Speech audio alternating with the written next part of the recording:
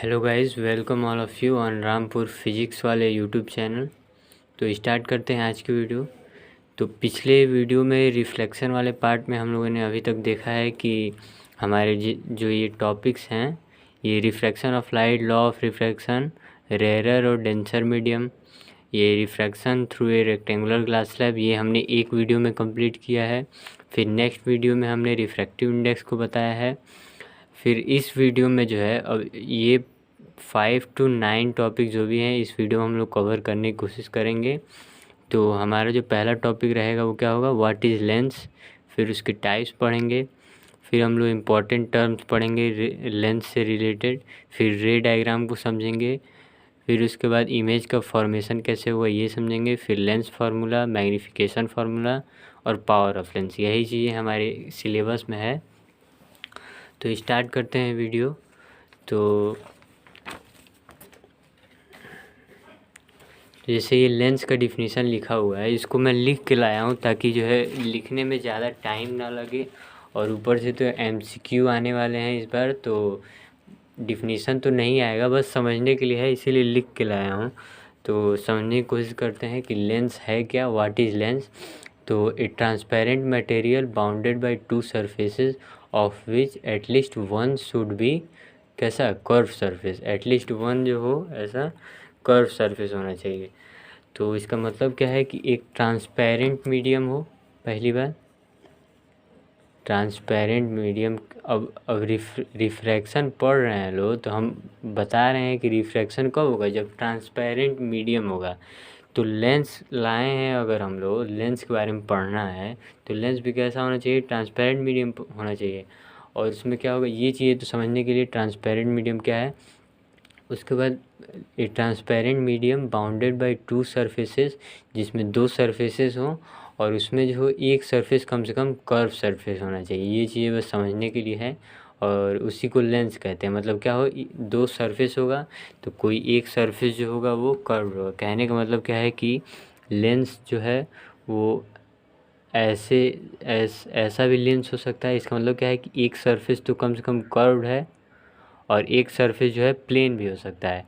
इसको ऐसे भी हम लोग दिखा सकते हैं या ऐसे हो जाए हम लोग के लिए दो। इसमें क्या बोला है कि कोई कम से कम एक at least one surface should be curve. ठीक है, एक सरफेस कर्व हो तो हम लोग अगर दोनों सरफेस कर्व ले लें तो क्या होगा, जैसे दो सरफेसेस को लेकर लेंस बनेगा ना, तो दो ही सरफेस लेना है। तो ये एक सरफेस हम लोग कर्व ले रहे हैं, दूसरा भी ले सकते हैं, ये हो गया। फिर ऐसे भी ले सकते हैं, दोनों कर्व हो जाए। यही सब मिला के जो है लेंस का फॉर्मेशन होता है। जैसे एग्जांपल में क्या है, लेंस तो एक ट्रांसपेरेंट मटेरियल है और ट्रांसपेरेंट मटेरियल तो ग्लास भी होता है, तो ग्लास को भी हम लोग लेंस कंसीडर कर सकते हैं। तो ये चीज़ ध्यान में रखेंगे कि ग्लास भी एक तरह का लेंस है। अच्छा, ग्लास क्यों है लेंस, क्योंकि ट्रांसपेरेंट होता है। अगर लाइट को पास करे ग्लास से तो लाइट ट्रेवल कर जाएगी आराम से। वाटर में भी लाइट को अगर पास करे तो वो भी ट्रेवल कर जाएगी। प्लास्टिक जो होता है, जैसे प्लास्टिक का बॉटल होगा और वहाँ से भी लाइट को पास कराएं तो वहाँ से भी ट्रेवल कर जाएगी। अच्छा, और कहाँ से लाइट ट्रेवल नहीं कर सकती है, तो मिट्टी देखे होंगे लोग, क्ले, तो वहाँ से जो है लाइट पास नहीं कर सकती है। तो वो ट्रांसपेरेंट मीडियम होगा नहीं। जब लाइट ही नहीं पास करेगा तो ट्रांसपेरेंट मीडियम नहीं होगा। तो ये चीज़ हो गई।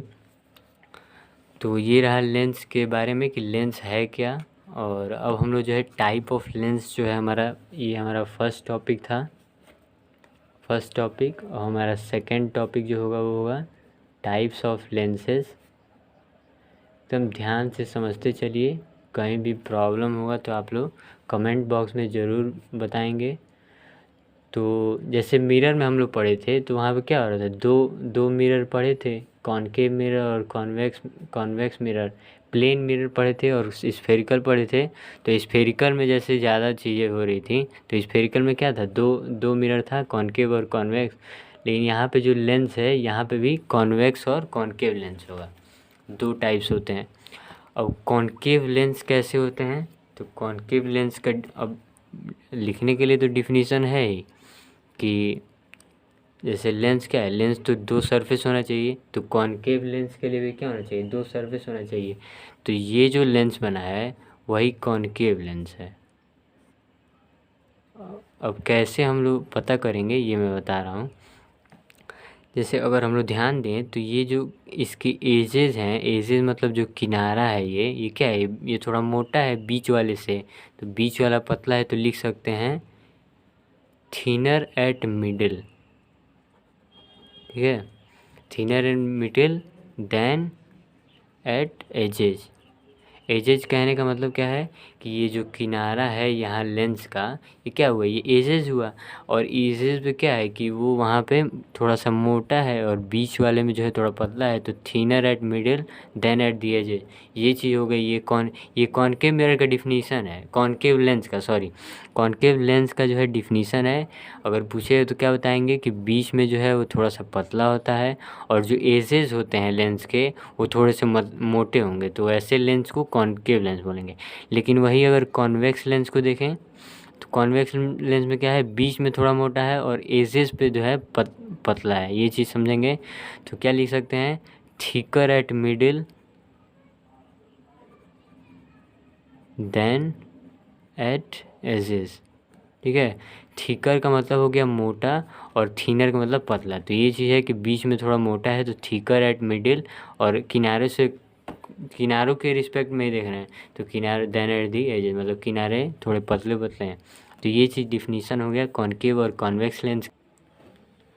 फिर कॉनकेव लेंस को जो है डाइवर्जिंग लेंस भी बोलते हैं, डाइवर्जिंग लेंस, और कॉन्वेक्स लेंस को कन्वर्जिंग लेंस बोलते हैं। अब ये क्यों बोलते हैं ये आपको जब रे डायग्राम बताएंगे तब समझ में आएगा। बस इसको ध्यान रखेंगे कि कॉनकेव लेंस को डाइवर्जिंग लेंस और कॉन्वेक्स लेंस को कन्वर्जिंग लेंस भी बोलते हैं। तो ये हमारा सेकंड टॉपिक था। अब हमारा जो नेक्स्ट टॉपिक है वो है इम्पॉर्टेंट टर्म्स जो हम लोग को समझने होंगे।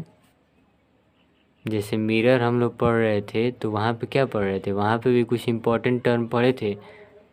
तो लेंस जब पढ़ेंगे तो यहाँ पे भी कुछ इम्पॉर्टेंट टर्म हम लोग पढ़ेंगे।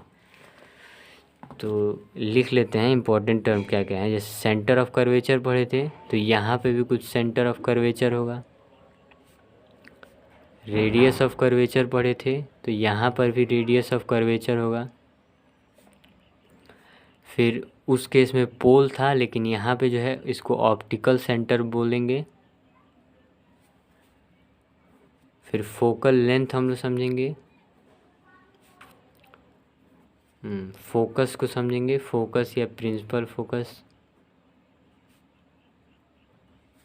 प्रिंसिपल एक्सिस को समझेंगे। तो यही सब है, इन्हीं 5-6 का डिफिनीसन जो है समझना है कि क्या होता है। कोई लेंस अगर दे देगा और हमसे अगर पूछ ले रहा है कि प्रिंसिपल फोकस कहाँ है, रेडियस ऑफ कर्वेचर क्या है, तो ये चीज़ें हम लोग समझने की कोशिश करेंगे। तो देखते हैं। तो ये सारे टर्म को समझने के लिए, जैसे मिरर में हम लोग पढ़े हैं कि वहाँ पर क्या लेते थे, कोई एक मिरर ले लेते थे, उसी के रिस्पेक्ट में हम लोग ये सब समझते थे, centre of curvature, radius of curvature, ये चीज़ें। तो इस केस में भी क्या होगा, इस केस में भी हम लोग कोई एक लेंस ले लेंगे। अब कॉनकेव लेंगे या कॉन्वेक्स लेंगे, दोनों सिमिलर ही होगा, इसीलिए हम कोई एक लेकर आपको समझा दे रहे हैं। आप उसके मदद से सेकेंड वाले को भी समझने की कोशिश करेंगे। तो कॉनकेव लेंस वाला ज़्यादा आसान होता है, तो कॉन्वेक्स लेंस वाला, तो कॉन्वेक्स लेंस देखेंगे। जैसे ये हमारा कॉन्वेक्स लेंस है, तो होता क्या है, जैसे मिरर में बताया गया था कि मिरर जैसे क्या बन रहा था, जैसे कॉनकेव मिरर बन रहा था, तो मिरर क्या हो रहा था, किसी स्फीयर का पार्ट था मिरर। सिमिलरली यहाँ पर भी जो ये लेंस है वो भी किसी स्फीयर का ही है, किसी स्फीयर का पार्ट है। जैसे ये जो इस साइड वाला जो ये लेंस है, लेंस का जो पार्ट है वो किसी एक स्फीयर का पार्ट है, और ये वाला जो लेंस है, मतलब लेंस तो एक ही है लेकिन जो ये पार्ट है लेंस का वो किसी दूसरे स्फीयर का है। ठीक है, समझ में आ रहा है ना, यही चीज़ है कि ये भी दोनों जो है किसी एक स्फीयर से ही जोड़े गए हैं और इसी को लेंस बोलते हैं। ये ट्रांसपेरेंट होंगे, बस यही है। तो ये भी किसी स्फीयर के। अब हम लोग यहाँ पे भी समझ सकते हैं आसानी से कि सेंटर ऑफ कर्वेचर क्या होगा। तो इसमें जैसे क्या है कि इसमें तो हम लोग एक सेंटर ऑफ कर्वेचर देख रहे हैं, लेकिन ये तो यहाँ भी सेंटर है और यहाँ भी सेंटर है, तब कैसे देखेंगे। तो इसीलिए जो है लेंस के केस में हर एक चीज़ दो दो होगा। जैसे सेंटर ऑफ कर्वेचर एक है तो यहाँ 2 हो जाएगा, इसको C1 लिख देंगे, इसको C2 लिख देंगे। यहाँ पे रेडियस ऑफ कर्वेचर 1 होता था और यहाँ पे रेडियस ऑफ कर्वेचर क्या हो जाएगा, यहाँ पे ये एक R1 हो जाएगा और ये इधर वाला डिस्टेंस जो होगा वो R2 हो जाएगा। तो सेंटर ऑफ कर्वेचर समझ में आ गया कि ये जो बीच का जो सेंटर होगा स्फीयर का वो हो जाएगा centre of curvature. Radius of curvature समझ में आ गया। अब ऑप्टिकल सेंटर क्या होता है, जैसे मिरर जब हम लोग पढ़े थे तो जो मिरर का जो मिड पॉइंट था उसको हम लोग पोल बोलते थे। सिमिलरली इस लेंस का जो ये मिड पॉइंट है इसी को ऑप्टिकल सेंटर बोलते हैं। लेकिन ऑप्टिकल सेंटर एक ही होता है, यहाँ पे एक ही होगा और पोल भी जो होता है मिरर में वो भी एक होता है। तो ऑप्टिकल सेंटर जो है एक ही होगा, ये चीज़ ध्यान रखेंगे। अब फोकल लेंथ क्या होता था, रेडियस ऑफ कर्वेचर का हाफ होता था। मतलब यहाँ पे कोई पॉइंट है, ये पॉइंट क्या होता है, ये पॉइंट फोकस होता है या प्रिंसिपल फोकस। तो यहाँ पे F1 लिख देंगे, इस साइड भी वो फोकस होगा तो F2 लिख देंगे। लेकिन इस केस में क्या होता था, एक ही फोकस होता था जब मिरर का केस होता था, लेकिन यहाँ पे भी फोकस 2 होगा। और ऑप्टिकल सेंटर से और फोकस के बीच की दूरी को क्या कहेंगे, फोकल लेंथ कहेंगे। फोकल लेंथ, यहाँ से यहाँ के बीच की दूरी को क्या कहेंगे, फोकल लेंथ कहेंगे। जैसे मिरर में बताया गया था ना कि पोल और फोकस के बीच की दूरी को क्या कहते हैं, फोकल लेंथ।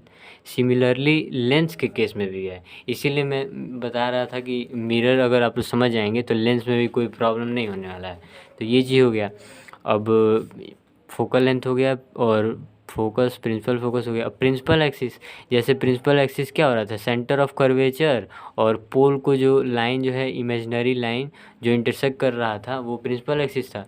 सिमिलरली यहाँ पे भी सेंटर ऑफ कर्वेचर से जो लाइन जाएगी और इस ऑप्टिकल सेंटर से होते हुए आगे जाएगी वही लाइन प्रिंसिपल एक्सिस हो जाएगी। सारे केसेस वही हैं। तो ये चीज़ें हो गई। और कॉनकेव लेंस भी लेंगे, ये कॉनकेव लेंस ये है तो कॉनकेव लेंस भी क्या होगा, ये स्फीयर का ऐसे पार्ट होगा, ये स्फीयर का ऐसे पार्ट होगा। ये बीच वाला जो हो जाएगा ऑप्टिकल सेंटर और ये जो बीच में होगा सेंटर ऑफ कर्वेचर C1, यहाँ पे C2, यहाँ पे फिर रेडियस ऑफ कर्वेचर ये R2। सिमिलरली जैसे इसमें हुआ है वही चीज़ इसमें भी है। तो इस पे ज़्यादा हम लोग टाइम नहीं बर्बाद करेंगे अपना। ये समझ में आ गया है एक बार, अगर नहीं समझ में आ रहा है तो वीडियो को एक बार बैक करेंगे फिर से समझने की कोशिश करेंगे। तो अब हमारा जो नेक्स्ट टॉपिक है वो रे डायग्राम। जैसे वहाँ पे हम लोग समझने की कोशिश किए थे मिरर के केस में कि रे डायग्राम कैसे फॉर्म होता है। तो फोर्थ टॉपिक हम लोग का यहाँ पे भी रे डायग्राम जो है कैसे फॉर्म होगा, रे डायग्राम उसको समझेंगे। यहाँ पे 2 ही केसेस हैं। पहले केस में वो मिरर के केस में क्या था कि parallel line to principal axis, similarly यहाँ पे भी वही चीज़ है। और दूसरा एक सेंटर ऑफ कर्वेचर से अगर कोई लाइन जो है रे ऑफ लाइट जा रही है तो कैसे होगी। तो अगर हम लोग कॉन्वेक्स लेंस को समझ लें, दोनों लेंस को ले सकते हैं, कॉनकेव भी कॉन्वेक्स भी। तो ये आपका जो है कॉन्वेक्स लेंस हुआ, ये ऑप्टिकल सेंटर यहाँ होगा, यहाँ कहीं सेंटर ऑफ कर्वेचर C1 होगा, यहाँ C2 होगा। ये चीज़ें लिखना ज़रूरी है। और यहाँ पे जो है हमारा फोकस होगा F1 और यहाँ पे जो होगा F2। अब ये लिखा क्या है कि पहले में क्या लिखा है कि पैरेलल टू प्रिंसिपल एक्सिस, मतलब कोई रे ऑफ लाइट जो है अगर प्रिंसिपल एक्सिस के पैरेलल आ रही है तो रिफ्लेक्शन में क्या होता था कि ऐसे मिरर था तो यहीं से रिफ्लेक्ट कर जाती थी, तो वहाँ तो रिफ्लेक्शन हो रहा था, सेम मीडियम में रे ऑफ लाइट ट्रेवल कर रही थी। लेकिन जब रिफ्रैक्शन होगा तो एक मीडियम से दूसरे मीडियम में लाइट को जाना है, तो ये हमारा एक मीडियम हुआ ये, और ये सेकेंड मीडियम में जो है ऐसे बेंड करती हुई आएगी, तो रिफ्रैक्शन हो रहा है तो बेंड होगी। तो इसीलिए जब पैरेलल आएगी तो इस केस में भी जो है फोकस से ही चली जाएगी। प्रिंसिपल एक्सिस से लाइन अगर पैरेलल आ रही है तो फोकस से जाएगी, ये तो दोनों चीज़ में है। लेकिन लेंस में किधर जा रही है, जैसे लेंस में जो है मीडियम चेंज कर रही है और मिरर में जो है मीडियम नहीं चेंज कर रही थी, सेम मीडियम में जो है बैक रिफ्लेक्ट कर जा रही थी, ये चीज़ है। अगर प्रिंसिपल एक्सिस के पैरेलल आएगी तो फोकस हो जाएगी। अगर हम लोग बस यही दोनों समझना है, उसके बाद हम लोग इमेज का फॉर्मेशन करना स्टार्ट करेंगे। ये ऑप्टिकल सेंटर, ये F2 हुआ, ये आपका C2 हुआ, ये C1 हुआ और ये F1 हुआ। एक मिनट, ये सेंटर ऑफ कर्वेचर नहीं, सॉरी, ये ऑप्टिकल सेंटर पे हुआ। सेंटर ऑफ कर्वेचर हम समझ के लिख दिए, ठीक है। तो अगर ऑप्टिकल सेंटर पे अगर रे ऑफ लाइट जा रही है तो बिना किसी डेविएशन के जो है, बिना किसी डेविएशन के ये स्ट्रेट लाइन में ट्रेवल कर जाएंगे। इसको बस ध्यान में रखना है और ये केस बस ध्यान में रखना है। इन्हीं दोनों को मिलाकर जो है हम लोग इमेज का फॉर्मेशन करेंगे। तो ये चीज़ हो गया। और क्या समझ सकते हैं कि कॉनकेव लेंस और कॉन्वेक्स लेंस। अब केसेस देखेंगे इसमें भी, तो यहाँ पे जो है 6 केसेस जो होते हैं कॉन्वेक्स के होते हैं और 2 केसेस जो हैं वो कॉनकेव के होते हैं। ये जो है मिरर का जो है रिवर्स हो जा रहा है। जैसे मिरर में 6 केस तो कॉनकेव में था, कॉनकेव मिरर में, लेकिन कॉन्वेक्स में था 2 केस, लेकिन यहाँ उल्टा हो जाता है। यहाँ पे कॉन्वेक्स लेंस में 6 केसेस हो जाते हैं और कॉनकेव लेंस में 2 केसेस। तो स्टार्ट करते हैं वहाँ पे। तो हेडिंग डालेंगे अब। नेक्स्ट टॉपिक हमारा 4th टॉपिक है ये, इमेज फॉर्मेशन बाई। पहले कॉन्वेक्स लेंस के बारे में पढ़ ले रहे हैं क्योंकि 6 केसेस हैं, तो कॉन्वेक्स लेंस के बारे में पढ़ लिया जाए ताकि जब 2 केसेस कॉनकेव में बचेंगे तो वो आसानी से हो जाएंगे। तो पहला केस जो है हम लोग का होगा, जैसे मिरर पढ़ रहे थे तो मिरर में भी क्या कर रहे थे, सबसे दूर वाले जगह से पहले रे ऑफ लाइट ला रहे थे।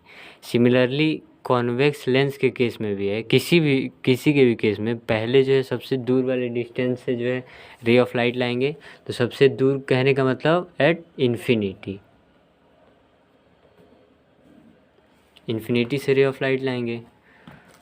तो ये हमारा कॉन्वेक्स लेंस है, ये O ऑप्टिकल सेंटर, ये F2 हो जाएगा, ये C2। इधर वाले वैल्यू को F1 और C2 लिखेंगे। 2 सेंटर ऑफ कर्वेचर होगा, 2 फोकस होगा, 2 रेडियस ऑफ कर्वेचर होगा, ये चीज़ सबको पता है। अब देखिए, अब इन्फिनिटी से रे ऑफ लाइट लाना है, मतलब इन्फिनिटी पे कोई ऑब्जेक्ट रखा हुआ है और इन्फिनिटी से रे ऑफ लाइट कैसे आएंगी, पैरेलल आएंगी, प्रिंसिपल एक्सिस के पैरेलल आएंगी। यहाँ से भी रे ऑफ लाइट ला सकते हैं, पैरेलल आएंगी। और अभी पीछे बताया गया है कि जब पैरेलल रे ऑफ लाइट आ रही है प्रिंसिपल एक्सिस के तो फोकस से चली जाएंगी, ये चीज़ सबको पता है। तो जब पैरेलल आएंगी तो ऐसे फोकस से चली जाएंगी, ये पैरेलल आएंगी तो फोकस चली जाएंगी। अब हम लोग को पता है कि इमेज के फॉर्मेशन के लिए केवल 2 रे ऑफ लाइट की आवश्यकता होती है, वीडियो में बताया गया है। तो 2 रे ऑफ लाइट जहाँ पे इंटरसेक्ट भी करती हैं वहीं पे इमेज का फॉर्मेशन होता है। तो पहले तो हम लोग क्या लिखते हैं, पहले हम लोग पोजीशन लिखते हैं कि इमेज का फॉर्मेशन कहाँ हुआ है।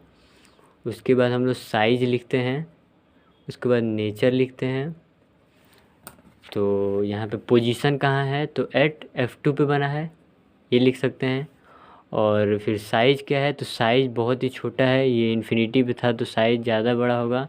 और यहाँ जो इमेज का फॉर्मेशन हुआ है वो पॉइंट साइज है या फिर हाईली डिमिनिश्ड साइज है, हाईली डिमिनिश्ड या पॉइंट साइज, ठीक है। और नेचर कैसा है, तो नेचर क्या लिखते हैं, रियल इन्वर्टेड लिखते हैं और वर्चुअल इरेक्ट लिखते हैं, तो इन्हीं दोनों में से कोई एक होगा। तो यहाँ देखिए, यहाँ रे ऑफ लाइट जो है एक्चुअली मीट कर रही हैं। जब एक्चुअली मीट करती है तो हम क्या बताएं, रियल एंड इन्वर्टेड होगा। तो ये केस हो गया, पहला केस ये था। अब सेकेंड केस में हम लोग क्या करते थे कि और पास लेकर आते थे। अब इसमें भी जो है लेंस के और पास लाएंगे तो कहाँ लेके आएंगे, बियॉन्ड या बिहाइंड। यहाँ C1 होगा, इसको ध्यान दें, बिहाइंड C1 तो ये हमारा लेंस होगा, ये ऑप्टिकल सेंटर, ये F1, ये C1, ये F2, ये C2। तो अब जो है ऑब्जेक्ट हमारा यहाँ पे आ गया है, ऑब्जेक्ट आ गया है। अब हमेशा जो है पैरेलल रे ऑफ लाइट लेकर आएंगे। पैरेलल रे ऑफ लाइट किसके पैरेलल? तो प्रिंसिपल एक्सिस के पैरेलल लेकर आएंगे। तो जब पैरेलल लेकर आएंगे तो कहाँ से जाएगी? फोकस से जाएगी। तो एक रे ऑफ लाइट तो हमारी फोकस से चली गई। अब सेकेंड रे ऑफ लाइट कैसे लेकर आएंगे? तो बताए हैं पहले ही कि एक रे ऑफ लाइट तो ये लेके आना है पैरेलल, और second ray of light optical centre से पास कराएंगे। तो दूसरी रे ऑफ लाइट हम लोग ऑप्टिकल सेंटर से पास करा के देखेंगे। तो जब ऑप्टिकल सेंटर से हम लोग ये रे ऑफ लाइट पास करेंगे तो कहीं यहाँ पे इंटरसेक्ट कर रही हैं, ये ऐसे चल जाएगी। तो जहाँ पे इंटरसेक्ट करती है रे ऑफ लाइट वहाँ पे इमेज का फॉर्मेशन होता है, तो उल्टा इमेज का फॉर्मेशन होगा। अब यहाँ पे इमेज का फॉर्मेशन कहाँ हुआ है? तो बिटवीन, ये BTW जो लिखे हैं इसका मतलब है बिटवीन F2 एंड C2, ये चीज़ें हो गई। अब साइज लिखना है, तो साइज़ क्या होगा? साइज़ जो होगा थोड़ा स्केल या पेंसिल से आप लोग बनाएंगे। पहले ही बना दे रहे हैं कि पहले ही बताए हुए हैं कि अगर स्केल पेंसिल से बनाएंगे तो आप लोग को साइज़ समझ में आएगा। तो साइज़ कैसा होगा? ये जो साइज़ होगा वो बड़ा होगा, ये साइज़ जो होगा वो छोटा होगा। आप लोग साइज़ जब बनाएंगे तब समझ में आएगा। तो क्या लिख सकते हैं? डिमिनिश लिखेंगे, डिमिनिश साइज। और नेचर कैसा है? तो ray of light actually meet कर रही हैं, तो नेचर हो जाएगा रियल एंड इन्वर्टेड। तो ये दूसरा केस था हमारा। थर्ड केस में क्या होगा? अब एक बार इन्फिनिटी था, अब इसके सेंटर ऑफ कर्वेचर के पीछे था, अब सेंटर ऑफ कर्वेचर पे ले आएंगे एट C1। ये हुआ ऑप्टिकल सेंटर, ये F1, ये C1, ये F2, ये C2। तो अब जो है ऑब्जेक्ट को हम लोग C1 पे रख रहे हैं। C1 पे रखेंगे तो एक पैरेलल रे ऑफ लाइट लाएंगे। पैरेलल रे ऑफ लाइट कहाँ से जाएगी? तो फोकस से चली जाएगी ऐसे।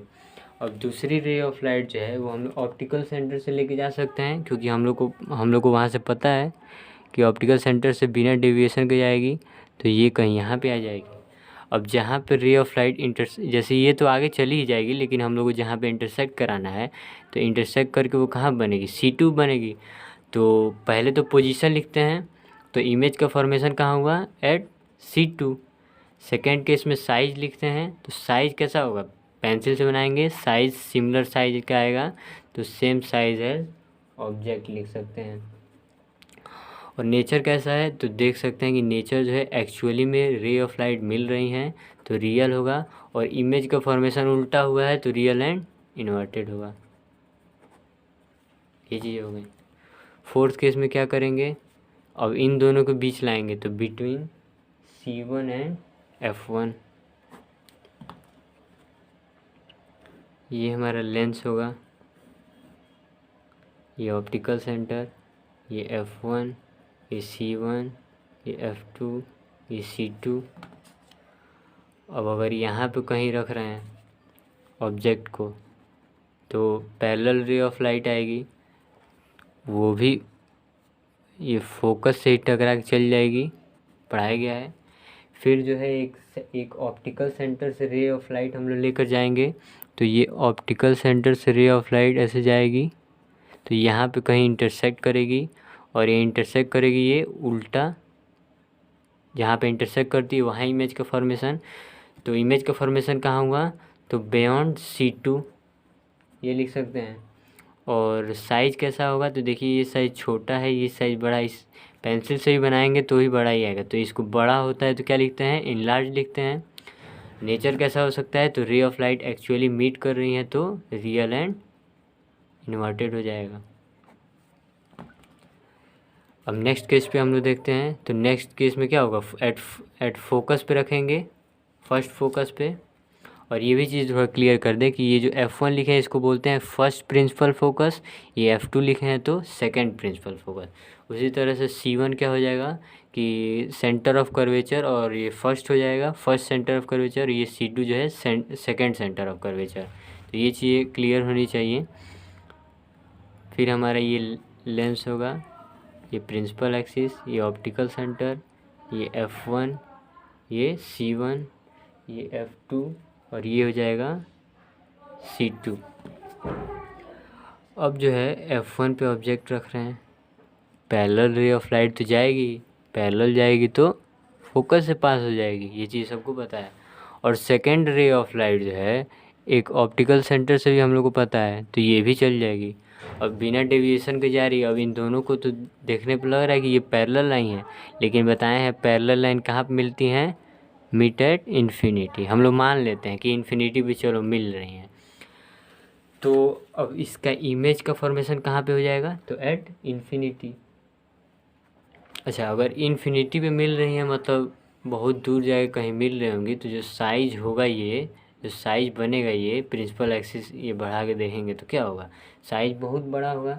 तो साइज बड़ा होगा तो बहुत बड़ा होने से क्या लिख देंगे, हाईली इनलार्ज। हाईली इनलार्ज मतलब कंपेयर ही नहीं किया जा सकता। ये ऑब्जेक्ट बहुत छोटा होगा और ये इन्फिनिटी पे मिल रही है, मतलब इन्फिनिटी बहुत दूर डिस्टेंस होगा। अभी तो ये बहुत पार करता हुआ चला जाएगा, तो बहुत ज़्यादा साइज हो जाएगा, इसीलिए हाईली इनलार्ज। और रे ऑफ लाइट जो है यहाँ पे हम लोग मान रहे हैं कि मिल रही हैं एक्चुअली में, तो रियल एंड, और जो इन्वर्टेड इमेज का फॉर्मेशन होगा उल्टा बनेगा छवि, इसीलिए इन्वर्टेड। तो ये चीज़ जो पांचवें केस में थी। अब नेक्स्ट केस हम लोग देख लेते हैं। तो नेक्स्ट केस में क्या होगा कि between optical centre and F1, पहले फोकस के बीच में आएंगे, तो यहाँ पे ध्यान देंगे। अब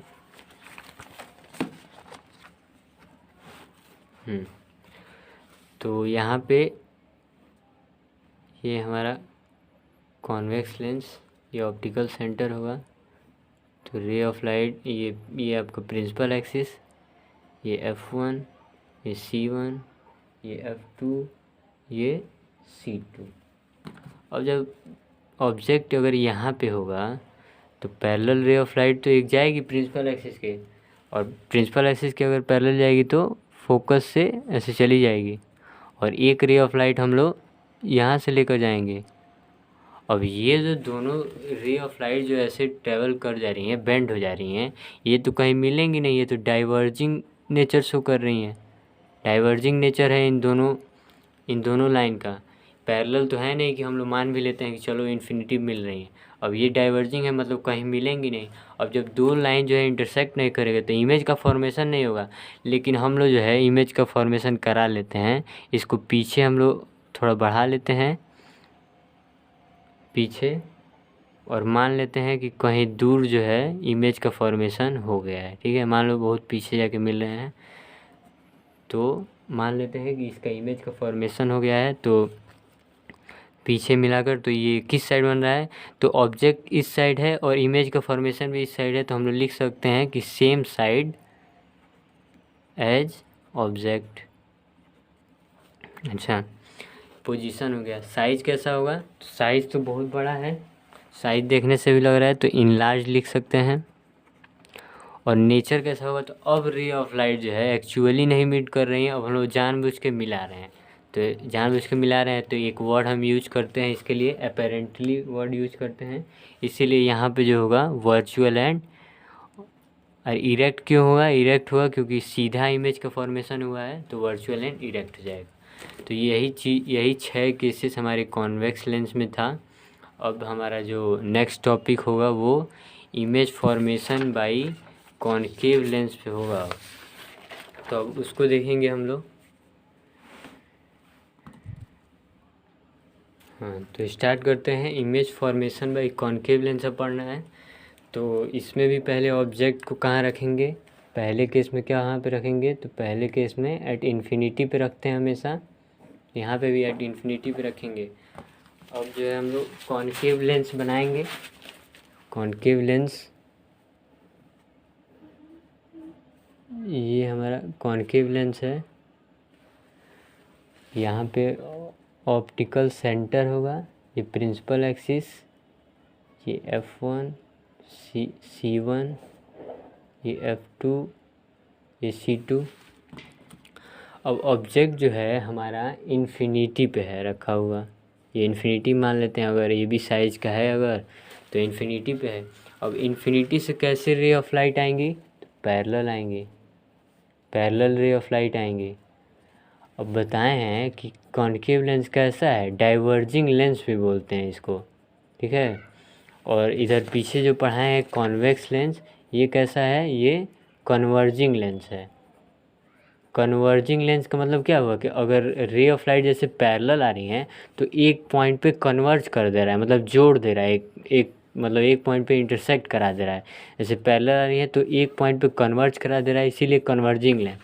और अगर डाइवर्जिंग लेंस इसका नाम है कॉन्केव लेंस का, तो वो क्या करेगा, वो डाइवर्ज कर देगा, ऐसे एक दूसरे से अलग कर देगा। अब हम लोग का जो है इमेज का फॉर्मेशन तो दो रे ऑफ लाइट जब इंटरसेक्ट करती हैं तभी होगा, लेकिन यहाँ तो हो नहीं रहा है। तो फिर से हम लोग कहानी अपने मन में बना लेंगे कि ये रे ऑफ लाइट जो है ऐसे पीछे फोकस से टकराती हुई जा रही हैं, ये रे ऑफ लाइट भी जो है फोकस से ऐसे टकराती हुई जा रही है।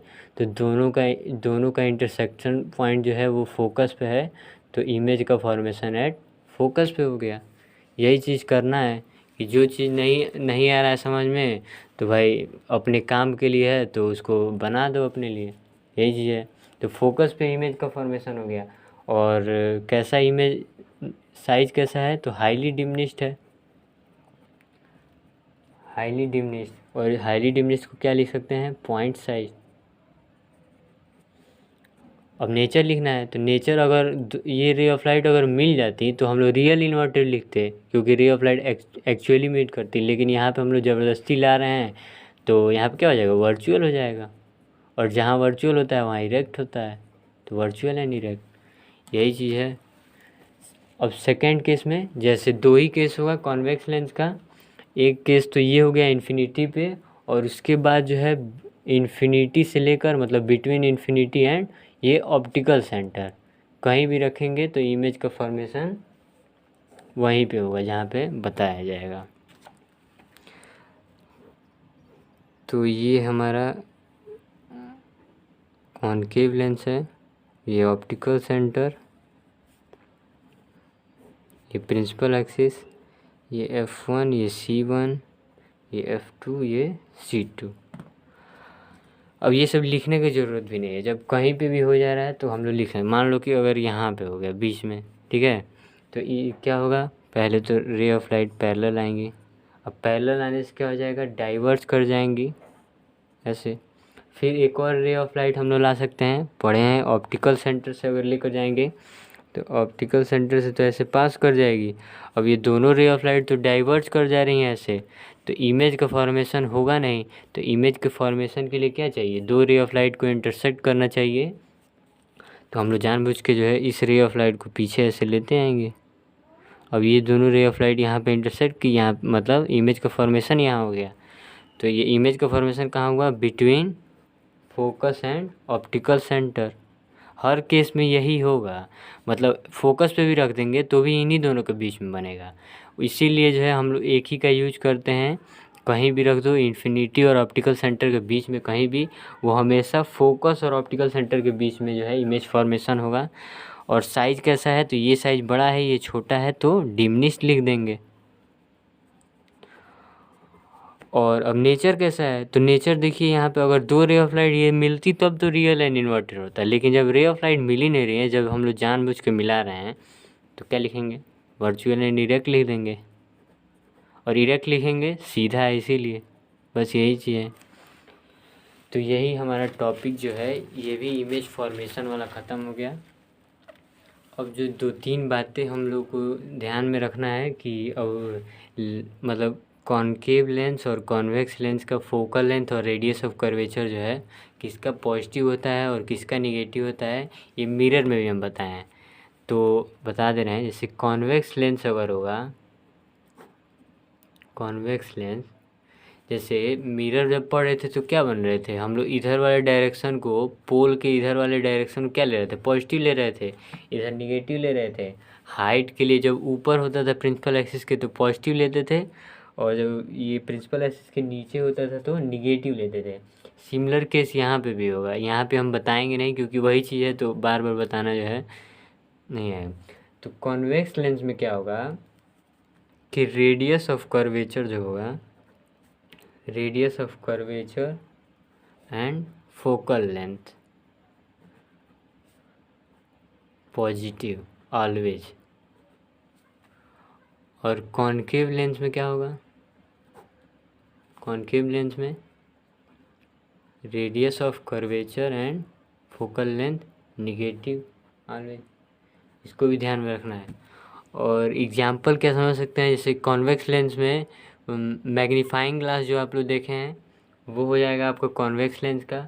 फिर माइक्रोस्कोप में भी कॉन्वेक्स लेंस ही होता है। और कॉनकेव लेंस में जैसे कैमरा जो होता है, कैमरा होता है, फ्लैश लाइट होता है, ये सब जो है कॉनकेव और कॉन्वेक्स लेंस का जो है एग्जाम्पल है। इसको ज़्यादा समझना नहीं है, तो इसको याद रखना है बस, ये चीज़ें होंगी। और अब हमारा नेक्स्ट टॉपिक जो है लेंस फार्मूला है। तो 6 टॉपिक हमारा लेंस फार्मूला होगा। और इधर हम लोग मैग्नीफिकेशन फार्मूला भी पढ़ लेंगे। डेरिवेशन है नहीं तो मैग्नीफिकेशन, लेंस का मैग्नीफिकेशन, इसको ध्यान में कर लेंगे। तो लेंस का फार्मूला है, अब लेंस में जैसे मिरर में था सिमिलरली यहाँ पे भी है, बस थोड़ा सा साइन का चेंज है। मिरर में पढ़े थे हम लोग, यहाँ पे बीच में पॉजिटिव होता था, लेंस में यहाँ निगेटिव हो जाएगा। वी हम लोग को पता है क्या होता है, ये इमेज डिस्टेंस होता है, इमेज डिस्टेंस। और जब लेंस पढ़ रहे हैं तो कहाँ से लिखेंगे, image distance from optical centre, optical centre. You क्या हो जाएगा, object distance, object distance from optical centre. F क्या हो जाएगा, फोकल लेंथ हो जाएगा। बस यही चीज़ें हैं। फिर ये आपका लेंस फार्मूला था। अब इससे रिलेटेड न्यूमेरिकल के वीडियो आएंगे तो आप लोग वहाँ से देखेंगे। और अब हमारा मैग्नीफिकेशन का फार्मूला है, तो सिमिलर फार्मूला यहाँ पे है, जैसे हाइट ऑफ इमेज बताया गया था, मिरर में भी HI बोलते हैं इसको।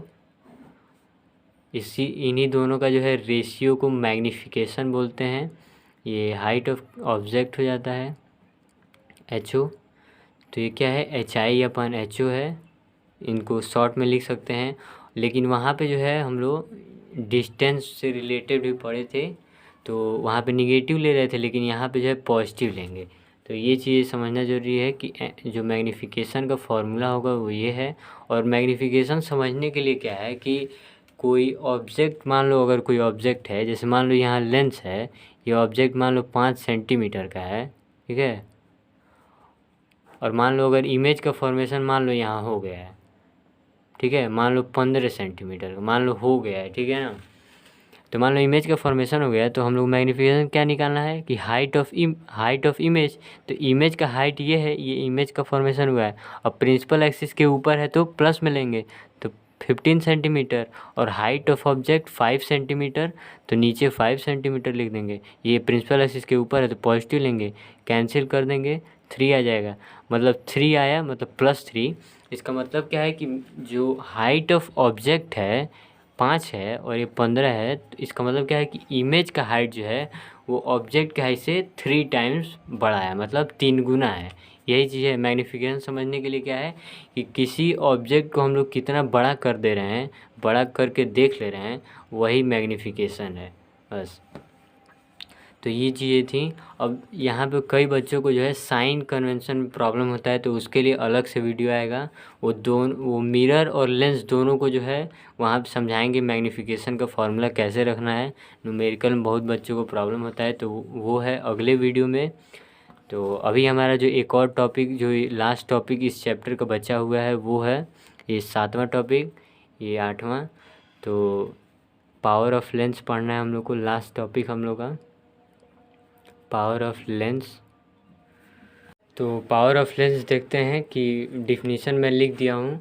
तो है क्या डिफिनीशन कि the ability of a lens, मतलब कोई लेंस है और इसकी एबिलिटी, तो किस चीज़ की ability, to bend the light falling on it. मतलब कोई रे ऑफ लाइट आ रही है, उसको बेंड कर दे रहा है। अगर बेंड कर दे रहा है तो जो इसका पावर होगा वही क्या होगा, वो पावर ऑफ लेंस हो जाएगा। अगर लेंस के बारे में पढ़ रहे हैं तो पावर, लेंस के पावर को क्या कहेंगे, पावर ऑफ लेंस।